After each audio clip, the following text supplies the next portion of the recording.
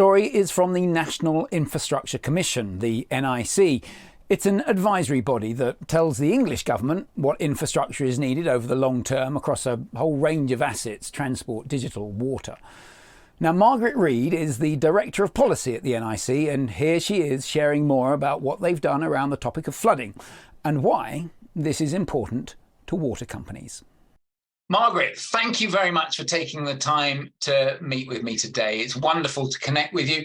Now, I know that there's been a lot of really exciting things that the NIC's been doing, and it's across multiple areas, but it's the area around flooding in particular that we want to talk about today.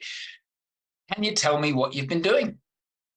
Yeah, so we've been looking at surface water flooding. Surface water flooding is an area of flooding which hasn't been much looked at before.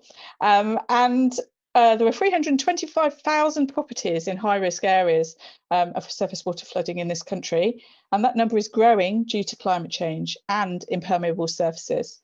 The number could double in the next 30 years.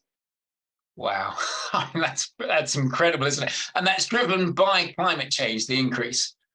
Yes, partly by climate change, but also increase in impermeable surfaces. So people tarmacking over their gardens or their front drives. Which I assume also gets compounded by the fact that we've got more people living in smaller areas as well. So you've got the whole population and how we live and climate change, a sort of perfect storm.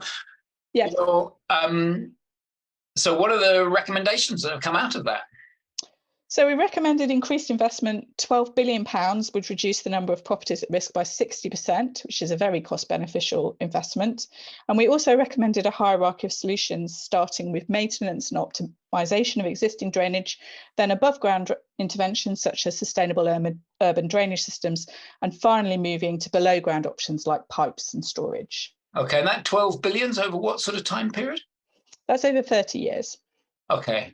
I can't do the sums in my head, but if I was clever enough, I'd be taking 12 billion, dividing it by 30, and then dividing it by the population of the UK. That's a sum. It's about £2 on bills. Oh, is it really? £2? Okay, well, there you go. That's the sum done. All right. And so what's the key new thing that's been done here? We also made some recommendations on governance. Surface water flooding is a very local thing, but it's also a very complex risk with lots of different actors involved. So we recommended that local authorities should develop single joint plans with all the other interested bodies, and that they should get the funding to deliver them. And that's the new thing. Yeah, well, absolutely. And of course, the thing that you sort of mentioned it at the beginning, but it's the surface water flooding. It's the poor sibling to the other types of flooding that we often talk about, be that sort of coastal or river, isn't it? That's right. Well, brilliant. Okay, so now this is your remit is for the English government, if I've got that right. That's right. Yeah, that's correct. Yeah. And this is being watched by water utilities from 109. At the last count, we had Suriname joined us. So we're now at 109 countries. I think there's 192. So that just means I've got 81 more to get. No, 83 more to get. Anyway, there's 109 countries potentially watching this. How exportable is what you've been doing? So we think water companies have got a really big role to play here, and that they need to invest not only in below ground assets like sewers, but also in above ground assets like the sustainable urban drainage systems that I was talking about earlier. And if they do that, they will also be investing in the local environment. So there's a lot of win-wins here for their water companies.